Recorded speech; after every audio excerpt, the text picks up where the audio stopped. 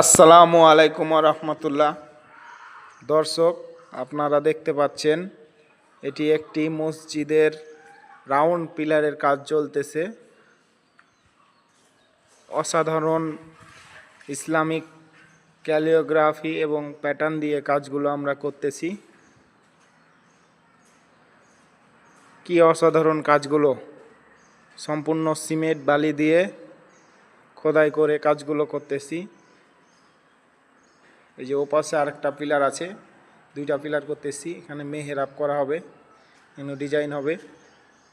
কাজটি কেমন হয়েছে আপনারা অবশ্যই কমেন্টে জানাবেন এবং সাবস্ক্রাইব করতে ভুলবেন না।